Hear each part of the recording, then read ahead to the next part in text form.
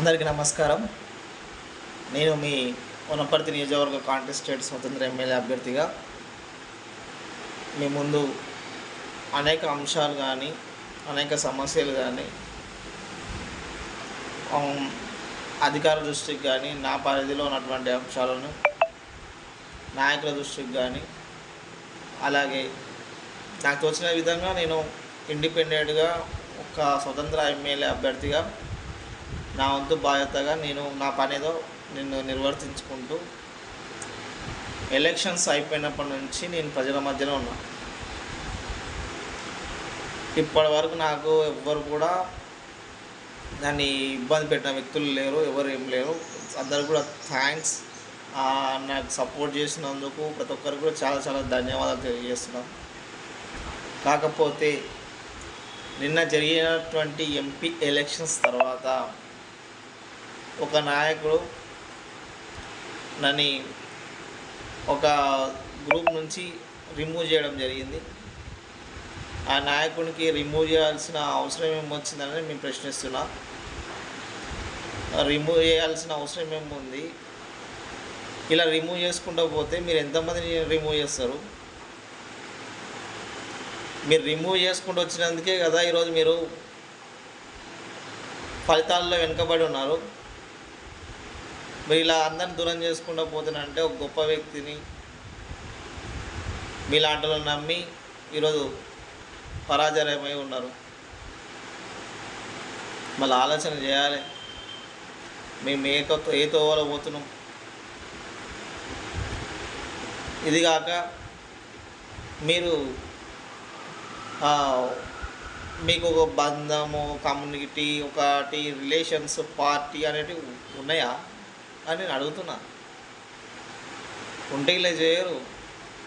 ఒక పార్టీలో స్థిరంగా ఉండరు, ఒక కమ్యూనిటీకి సపోర్ట్ చేయరు, వ్యక్తులకు సపోర్ట్ చేయరు. మళ్ళీ ఏం చేస్తారు మీరు? నేను ఎవరిని విమర్శించలేదండి. ఇంతవరకు నేను ఒక పార్టీని కానీ ఒక వ్యక్తిని కానీ ఎప్పటికీ విమర్శించలేదు. కానీ రాను రాను నన్ను విమర్శించే స్థాయికి తీసుకొస్తున్నారు.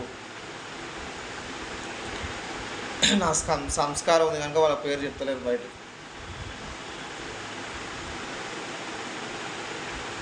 బహుశా ఇలాంటి నాయకుల వల్లనే చుట్టూ పెట్టుకోవడం వల్లనే చాలా వరకు ఫలితాల్లో వెనుకబడిపోతుంది. వాళ్ళు చేసిన మంచి పనులు చేసినప్పటికీ కూడా ఇలాంటి వాళ్ళ వల్ల ఫలితాలు వెనుకబడిపోతున్నారు. మొన్న మీకు ఒక అధికార పోస్ట్ నుంచి మీకు యాంటీగా నిలబడరు అందరూ. ఎందుకు ఇలా చేసుకుని వచ్చినందుకు? బహుశా అందుకేనేమో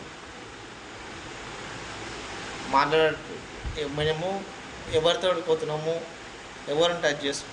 అవునండి, మేము రాజకీయంగా వచ్చినాము, ఇండిపెండెంట్ అభ్యర్థిగా ఉన్నాం. మాతో ఎవరు మంచిగా ఉంటారో అతను కమ్యూనికేట్ అవుతాము. దాంట్లో మీకు బాధ ఏంది? మీరు ఒకరు కలుపుకోపోరు, ఒకరితోటి మంచిగా ఉండరు, ఉందా నమ్మేసి వెనుకల గోతులు తీస్తారు. మీ వల్ల అలాంటి వాళ్ళ వల్ల మేము మా పని ఏదో మాకు మంచిగా ఉండతో మేము వెళ్తాము. అది మా అభిప్రాయం. సరే, మీరేందనేది మాకు కూడా అర్థమవుతుంది, పబ్లిక్ కూడా అర్థమైంది. ఈరోజు ఈ వీడియో ద్వారా కూడా చెప్తున్నా, పబ్లిక్ అర్థం చేసుకోవాలి వీళ్ళ నిజస్వరూపాలు. వీళ్ళ నిజస్వరూపాలు నేడు బహిరంగంగా బయటకు వస్తున్నాయి ఓడిపోవడంతో. వాస్తవానికి ఒక నాయకుడు ఓడిపోతారంటే నూతన ఉత్తేజంతో మళ్ళీ ప్రజల మధ్యలోకి రావాలి, ప్రజల మధ్యన ఉండి ప్రజల సమస్య పైన మాట్లాడాలి, ప్రజలను కలుపుకపోయేతనం ఉంటుంది. ఒక్క మాట అండి, దగ్గర గుంజుకోవాలన్నా కానీ దూరం ముట్టుకోవాలన్నా అని ఒక మాట వ్యక్తులను దగ్గర చేస్తుంది, ఒక మాట వ్యక్తులను దూరం చేస్తుంది. నువ్వు ఏం ఇచ్చినావని కాదు. ఇప్పుడు ఒక వ్యక్తి మీ ఇల్లు గడపదొక్కుతున్నావు అంటే నువ్వు పెద్ద మనిషి అని వస్తారు అని వచ్చినప్పుడు నువ్వు వాళ్ళని అవమానపరిచి అగౌరవపరిచి పంపించినప్పుడు ఏం విలువ ఉంటుంది మనకు? కనుక ఇలాంటి విషయాలు చేసి మీరు చాలా వరకు ప్రజల లోపల వెనుకబడిపోయారు. మళ్ళీ కొత్తగా ఇలా చేయొద్దండి. దీని పరిణామాలు మన భవిష్యత్తులో చాలా వరకు ఉంటాయి. మీరు మేము గౌరవిస్తాం, కొంతమంది వ్యక్తులకు మేము గౌరవిస్తాం. అంటే వాళ్ళు వ్యక్తిగతంగా ఎలా ఉన్నా కానీ కొద్ది వరకు ప్రాంతాభివృద్ధిలో తోడ్పడినని మేము అనుకుంటున్నాం, మా మనసుకు తెలుసు.